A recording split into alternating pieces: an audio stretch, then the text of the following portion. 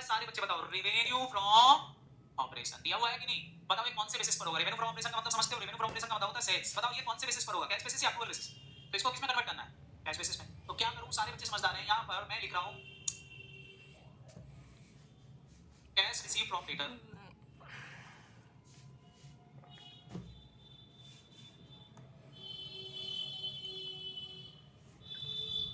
Clear है कि नहीं? कितने रुपए अक्रूवल बेसिस पे दे रखे? 4000 कितना था? 150। इसको मेरे को कौन से बेसिस पे लाना है? कैसे आएगी? सारे बच्चे बताओ क्या क्वेश्चन में डेटा एडिटर दे रखे थे? बोलो कितने के ओपनिंग डेटर थे? 250। कितने के क्लोजिंग डेटर है? सारे बच्चे बताओ ओपनिंग डेटर क्या कर दूं मैं इसमें? प्लस। भैया ओपनिंग डेटर में प्लस कर दूं। सोचो कितने रुपए की सेल करी है? 200 रुपए पहले 200 ही लेना बेटा। 250 पिछले साल के लेना है। अरे आया ना? 250 पिछले साल का लेना है। इतना इस साल और सेल कर दी। टोटल मिला के कितने रुपए लेना थे कि नहीं? लेकिन अब क्वेश्चन बोल रहा है खाली कितने लेना बचे हैं? 400 रुपए बचे हैं। तो बताओ कितने रुपए मिल गए होंगे? सुनाई नहीं दिया? 4 मिल गए होंगे कि नहीं? या ले मिल गए होंगे कि नहीं? या ले हमारा 4000 सबको समझ में आया कि नहीं? या सिंपल सी बात देखो यहाँ देखो यहाँ कहाँ गया आपने यहाँ बताओ ट्रेड रिसीवेबल 150 रुपए क्या किया था? जोर से बोलो क्या किया था? सुनाई नहीं दिया? माइनस किया था कि नहीं? ये किस लिए किया था? अक्रूवल को कैश में कन्वर्ट करने के लिए। बोलो आया ना? तो सीधा आप जो ये 450 रुपए सॉरी 4150 है इसमें से 150 रुपए माइनस कर दो। क्या वो 4000 नहीं आ जाएगा? वही तो है। बात समझ में आएगी नहीं? मैंने फिर से बता ये चेंज इन ट्रेड रिसीवेबल था क्या? ये चेंज इन ट्रेड रिसीवेबल था क्या? अक्रूवल को किसमें कन्वर्ट करना? कैश में। या माइनस किया था कि नहीं? तो डायरेक्ट मेथड में सेल में से सीधा माइनस कर दो। अपने आप डायरेक्ट कैश बेसिस पे आ जाएगा। बोलो आया ना?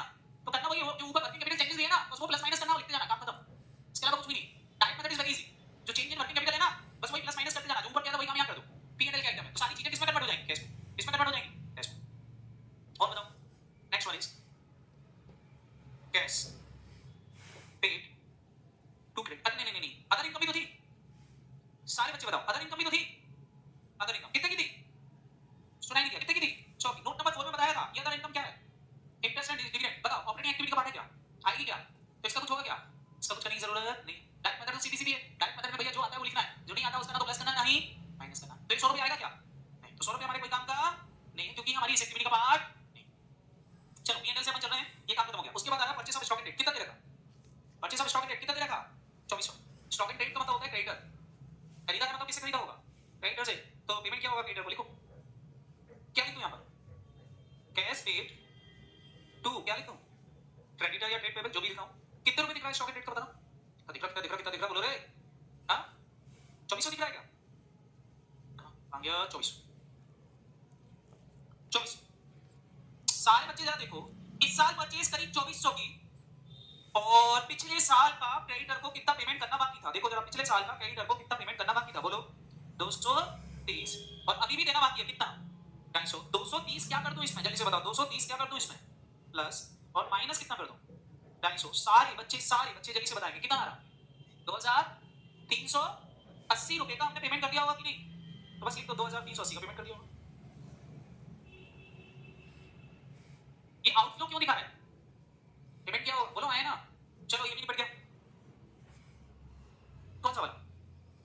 इस साल खरीदा 2400 का माल। कितने का माल खरीदा? 2400 का माल। कितने का खरीदा? जल्दी बोल कितने का खरीदा? 2400 का खरीदा। पिछले साल का कितना देना बाकी था? 230 पिछले साल का देना बाकी था। इस साल इतना और खरीद लिया तो टोटल मिला कितना देना था? 24। कहां से बना रहा है? इसका तो दिमाग ही खराब है। ये P&L से बना रहा है। ऊपर से चल रहा है ये सेल। ये नहीं पहले नीचे से ऊपर गए थे ऊपर से नीचे आ रहे हैं। ये डायरेक्ट मेथड है। ये रही परचेज। कितने का कुछ खरीदा दिया है लेकिन ये कौन से बेसिस पर है? अक्रूवल। इसको कौन से बेसिस पर लाना है? कैश। तो ओपनिंग जोड़ना है क्लोजिंग कराना है आज यही करना है। क्या बोला मैंने? समझ में आया नहीं? डायरेक्ट मेथड में कुछ नहीं करना। ओपनिंग जोड़ना है क्लोजिंग कराना है बस ये पता होना चाहिए कि प्लस करना है कि माइनस करना। क्लियर? और बताएं चेंज इन इन्वेंटरी आएगी नहीं? चेंज इन इन्वेंटरी आएगी नहीं क्यों? चेंज इन इन्वेंटरी क्यों नहीं आएगी? ये कोई इनफ्लो आउटफ्लो नहीं है। जो खरीदा उसी में से माल बचा है। बोलो आया ना? चलो इधर एम्प्लॉय बेनिफिट एक्सपेंसेस ये आएगा। अरे employ benefit expenses finance activity है ऑपरेटिंग है पक्का। तो लिखो employ benefit expenses. Employ benefit expenses कहां लिखूं काम ये कैश पेड टू एम्प्लॉय। बताओ कितना? 800 था। बताओ यार ऐसा कोई एम्प्लॉय को देने वाला पेमेंट कोई ऐसा है जो ऑप्शन चल रहा था? कौन सा विजय चल रहा है? कितने रुपए? 40 ओपनिंग क्लोजिंग कितना? 50। तो बताओ 800 तो इस साल की सैलरी देना थी, 40 पुरानी देना थी, मतलब टोटल मिला के कितना पेमेंट कर देना चाहिए था? 840, लेकिन कितना अभी भी नहीं किया, 50 अभी भी नहीं किया। सारे बच्चे बताओ कितना पेमेंट कर दिया होगा? हाँ कितना? 790 का क्या कर दिया होगा? पेमेंट कर दिया होगा। कोई दिक्कत? ये भी हो गया एम्प्लॉय बेनिफिट। उसके बाद एम्प्लॉय बेनिफिट के बाद बताओ सॉरी एम्प्लॉय बेनिफिट के बाद डेप्रिसिएशन आएगा क्या? फाइनेंस कॉस्ट आएगी क्या? खाली क्या आएंगे? Other expenses. पहले लिख दो cash paid to other expense. जो ऑपरेटिंग है बस बोले ना कितने थे बेटा? 200 200 ही है ना? वो भी यानी तो बात पूछो 200 कहां से आया? 200 यहां से आया पीएनएल से। 200 रुपए देना थे। कोई आउटस्टैंडिंग चल रहा है क्या? पुराना कितना देना बात का? 10। अभी भी कितना देना है? क्या करूं? 10 जोड़ दूं? 20 घटा दूं? कितने रुपए पेमेंट किया होगा? 190 का पेमेंट किया होगा। आउटफ्लो समझ में आया कि नहीं?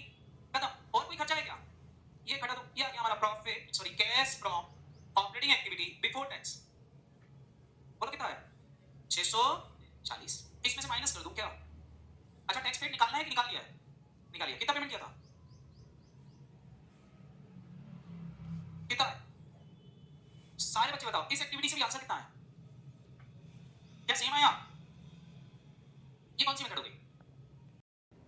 अरे आए ना कर लोगे। इन्वेंटरी का क्यों नहीं लिया? लॉजिकली बताओ इन्वेंटरी क्यों नहीं ली? चेंज इन इन्वेंटरी क्यों नहीं ली? क्योंकि कोई इनफ्लो आउटफ्लो नहीं है। क्लियर है कि नहीं? बोलो। हाँ जिसमें प्रोप्राइटर का कैश फ्लो स्टेटमेंट बनाना पड़ेगा। किसका बेटा? प्रोप्राइटर। तो दो क्वेश्चन करना है। एक मैं प्रोप्राइटर का कर रहा हूं देखो। देखो जरा क्वेश्चन नंबर 12। पहले आज प्रोप्राइटर का कर देता हूं। कल खत्म। कल ये चैप्टर खत्म। अरे अब तुम लोग मान नहीं रहो। मेरी इच्छा तो थी 1 महीने पढ़ाने की। तुम्हारी इच्छा नहीं है। तुम बोलते हो नहीं सर नहीं सर। मैं बोलता हूँ हाँ हाँ पढ़ो पढ़ो पढ़ो। तुम पढ़ना ही नहीं चाहते हो।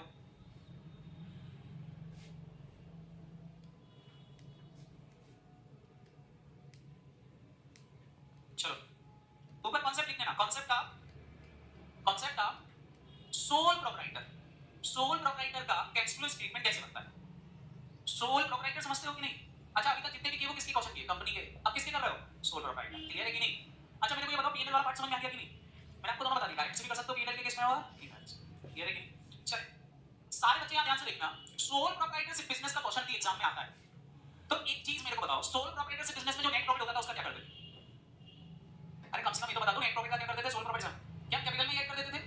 बोलो हाँ है ना? क्या पीएनएल एप्लीकेशन बनाते थे सोल प्रोप्राइटर? तो यहाँ पीएनएल एप्लीकेशन होगी। मतलब अगर मेरे को करंट ईयर का प्रॉफिट निकालना है तो कौन से अकाउंट से निकालना पड़ेगा? कैपिटल। कौन से अकाउंट से? कैपिटल। अच्छा कैपिटल का इंक्रीज डिक्रीज कौन सी एक्टिविटी में आएगा? कैपिटल का इंक्रीज डिक्रीज कौन सी एक्टिविटी में जाएगा? फाइनेंसिंग। तो वही कहां जाएगी? ड्राइंग। फाइनेंसिंग कौन सी एक्टिविटी? फाइनेंस। क्योंकि ड्राइंग मतलब कैपिटल का रीपेमेंट और कैपिटल का रीपेमेंट कहां जाएगा? फाइनेंसिंग। तो बस इसमें थोड़ा दो बात ध्यान रखना है। एक तो कैलकुलेशन ऑफ नेट प्रॉफिट कहां से निकलेगा? कैपिटल अकाउंट से। लिख लो। दो बातें ध्यान रखनी। कैलकुलेशन ऑफ नेट प्रॉफिट या calculation of profit of tax profit after tax की जरूरत नहीं है। बोलो from the following information of change prepare the cash flow statement as per AS3। आपको कैपिटल का ओपनिंग और कैपिटल का क्लोजिंग बैलेंस दिया है। ट्रेड पेबल का ओपनिंग क्लोजिंग दिया है। लोन का ओपनिंग दिया है क्लोजिंग दिया है। Loan from bank opening closing दिया है। लैंड दे रखी है। Plant and machinery net block दिया हुआ है। इन्वेंटरी दे रखी है। ट्रेड रिसीवेबल दे रखा है और कैश एंड बैंक बैलेंस दिया है। बोलो एक मशीन थी 80,000 रुपए की जिस पर एक्यूमुलेटेड डेप्रिसिएशन लग गया था 24,000 का। उसको हमने बेच दिया कितने में? 40,000 में। प्रोविजन फॉर डेप्रिसिएशन का ओपनिंग बैलेंस इतना है और क्लोजिंग बैलेंस इतना है।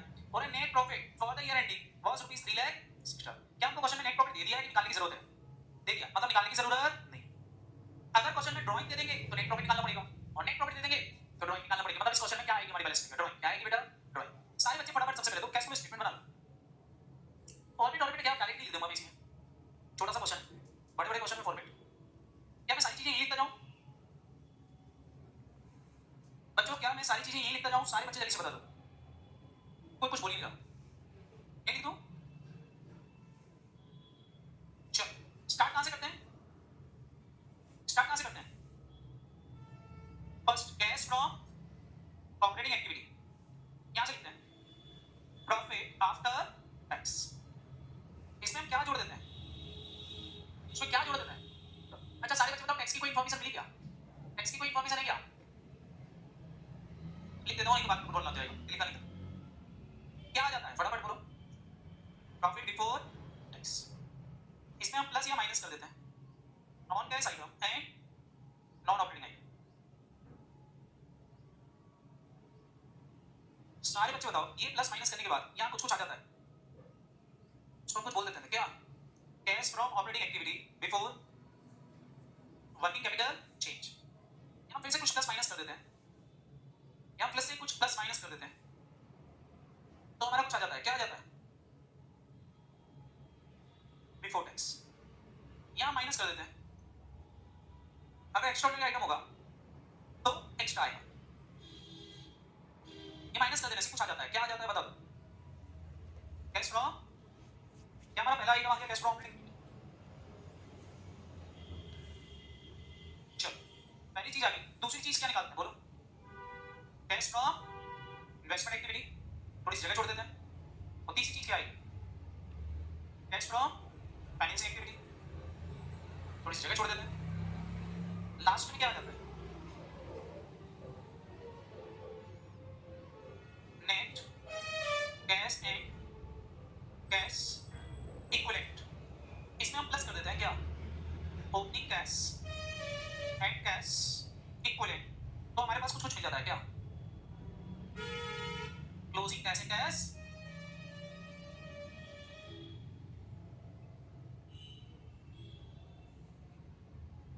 नीचे वर्किंग नोट बनेंगे, हमको पता है वर्किंग नोट में क्या बनाना पड़ेगा, तो कैपिटल अकाउंट जिसमें एडजस्टमेंट है वो बनाना पड़ेगा कि नहीं, कोई बोलिएगा,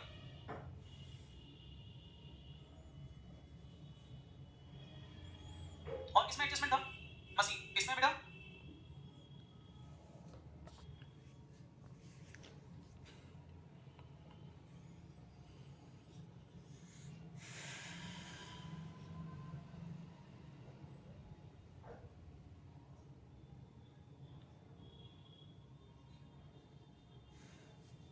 मशीन के अलावा हमको इसका एक्यूमुलेटेड डेप्रिसिएशन भी दे रखा है, देर का प्रोविजन फॉर डेप्रिसिएशन,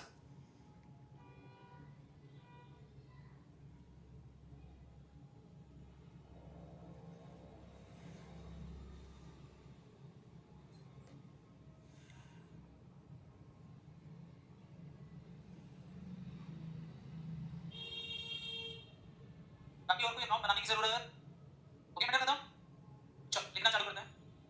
मैंने बोला था सबसे पहले तो बैलेंस शीट उतारना है, उतार लें, चेक कैपिटल 10 लाख 12 लाख 24 हजार, कहाँ लिखूं, कैपिटल अकाउंट में लिखूं, ओपनिंग बैलेंस कितना बेटा 10 लाख, क्लोजिंग बैलेंस कितना लिखूं 12 लाख 24,